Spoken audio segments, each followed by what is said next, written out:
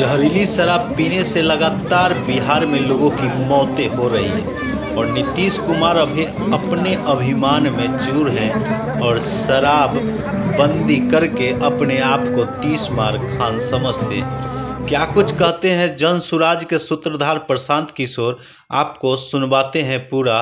इससे पहले अगर अभी तक आप हमारे यूट्यूब चैनल पर नए हैं तो प्लीज़ हमारे चैनल को सब्सक्राइब कर दें एवं बेल आइकन नोटिफिकेशन को ऑन कर दें ताकि आने वाला प्रत्येक वीडियो सबसे पहले आप तक पहुंचे। तो आइए बातें करते हैं विस्तार से। आपको बता दें कि दरभंगा बिहार में जहरीली शराब पीने से होने वाली मौतें कम होने का नाम नहीं ले रही। दरभंगा के मकसूदपुर गांव में जहरीली शराब पीने के कारण सोमवार को 2 लोगों की मौत हो गई, जबकि 3 लोगों को अस्पताल में भर्ती कराया गया। मौत के कारणों के बारे में अभी कुछ भी स्पष्ट नहीं हो पाया है। हालांकि मौत के पीछे शराब पीने की बात सामने आ रही। इस मामले को लेकर जब पत्रकारों ने बिहार में गांव-गांव घूमकर जनसुराज पदयात्रा कर रहे प्रशांत किशोर से सवाल पूछा तो उन्होंने कहा कि जहरीली शराब पीने से तो जो मृत्यु हो रही है यह कोई नई बात नहीं है।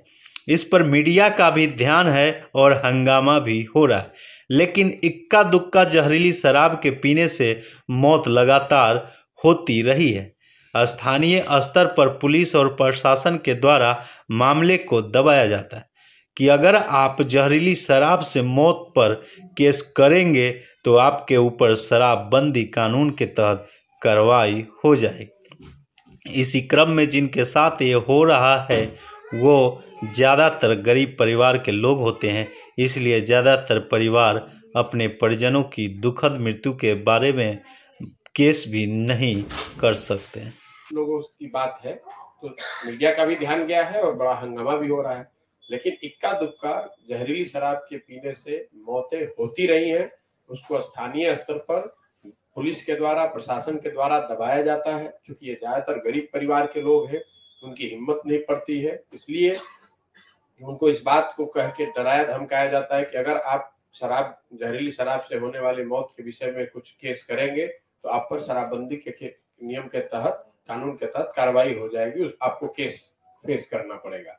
इसलिए ज्यादातर परिवार अपने परिजनों के दुखद मृत्यु के बाद उस घटना का केस तक नहीं करते। मैं जब मई से सितंबर तक गाड़ी से हर जिले में जा रहा था तो हर जगह पत्रकार बंधुओं ने मुझे बताया कि कोई ऐसा ब्लॉक, प्रखंड नहीं है जहां पर इस तरह की घटना रोजाना की ये आम बात है।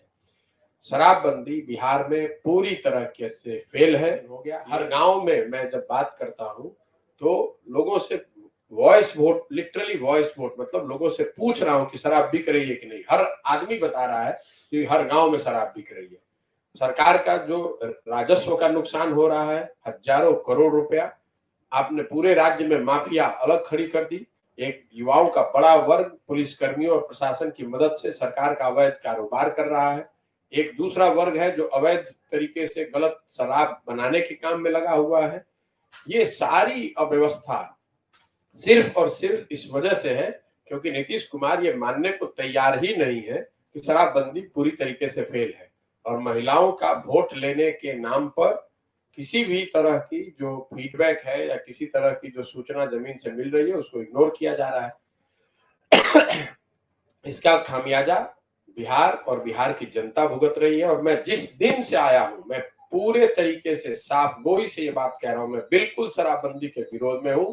पूरे दुनिया में कहीं इसका कोई प्रमाण नहीं है कि शराबबंदी को इफेक्टिवली लागू किया गया हो और उससे समाज का फायदा हुआ हो।